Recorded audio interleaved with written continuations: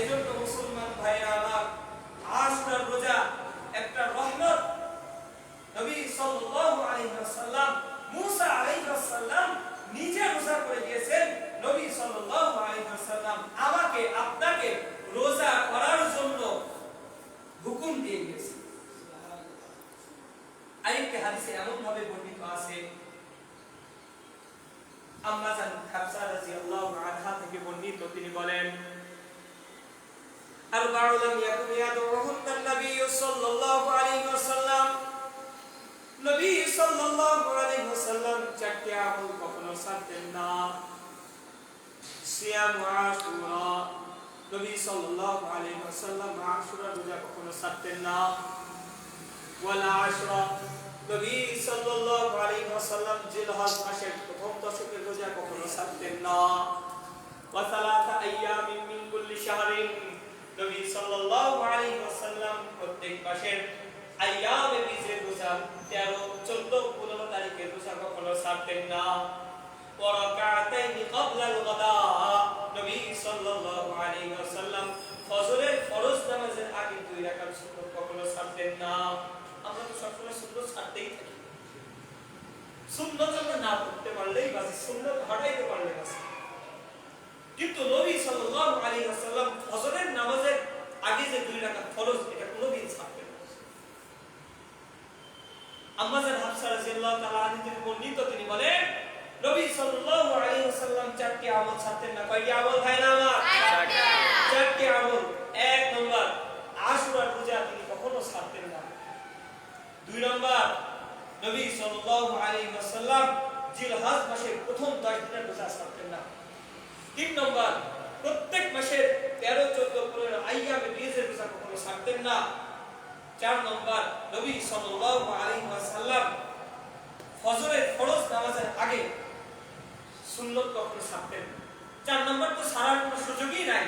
যদি পারেন এই 3টি রাখবেন, আর যদি না পারেন আল্লাহ তাআলা আমাকে সর্বপ্রথম তৌফিক দান করুন, আপনাদেরকে তৌফিক দান করুন বলে আমিন। আমিন। আরেকটি হাদিসে মুহররম মাসের সম্পর্কে আরেকটি হাদিসে নবী করিম সাল্লাল্লাহু আলাইহি সাল্লাম বলেন, আবু হুরায়রা রাদিয়াল্লাহু তাআলা থেকে বর্ণিত মুসলিমের হাদিস।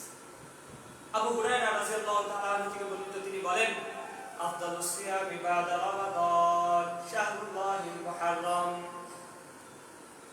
রমজান মাসের পরে সর্বোত্তম রোজা হলো আল্লাহর মাস মুহররমের রোজা। ওয়া আফদালুস সালাতি বা'দা সালাতুল লাইল, আর ফরজ ওয়া আফদালুস সালাতি বা'দাল ফরিদা সালাতুল লাইল, আর ফরজ নামাজের পরে সর্বোত্তম নামাজ হলো রাতের তাহাজ্জুদ নামাজ। আবু হুরায়রা রাদিয়াল্লাহু তাআলা থেকে বর্ণিত এই হাদিস থেকে আমরা বুঝতে পারি রমজান মাস আমাদের কাছে শ্রেষ্ঠ মাস। রমজান মাসের রোজা আমার কাছে শ্রেষ্ঠ, আপনার কাছে শ্রেষ্ঠ। আর এই রমজান মাসের পরে সর্বোত্তম রোজা নবী সাল্লাল্লাহু আলাইহি ওয়াসাল্লাম উল্লেখ করেছেন আল্লাহর মাস মুহররমের রোজা। এই মুহররমের রোজা এমন একটি রোজা, যে রোজা নবী সাল্লাল্লাহু আলাইহি ওয়াসাল্লাম আমাকে আপনাকে রাখার জন্য তাগিদ করেছেন, রাখার জন্য আমাকে আপনাকে প্রত্যেকটি সময় গুরুত্ব দিতে বলেছেন।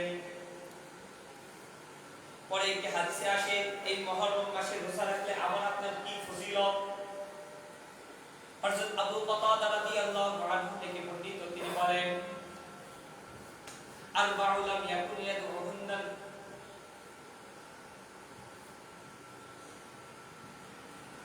আবু কাতাদা রাদিয়াল্লাহু আনহু থেকে তিনি বলেন যে একদিন এক ব্যক্তি নবী সাল্লাল্লাহু আলাইহি ওয়াসাল্লামের কাছে এসে মুহররম সম্পর্কে জিজ্ঞাসা করলেন। তিনি বললেন,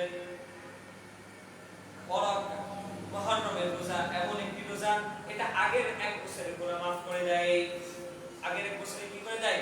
গুনাহ মাফ করে দেয়। এইবার বলেন তো আল্লাহ তাআলা কোন রোজা রাখলে আগের 1 বছরের গুনাহ পরের 1 বছরের গুনাহ মাফ করে দেয়?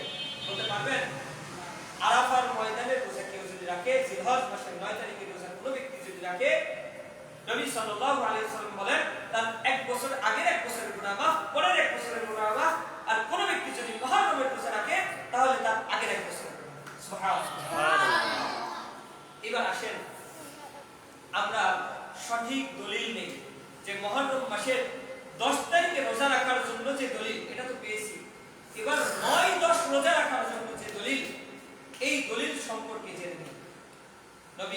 সাল্লাল্লাহু আলাইহি ওয়াসাল্লাম বলেন যে মুহররম মাসের 10 তারিখে আমি রোজা রাখি।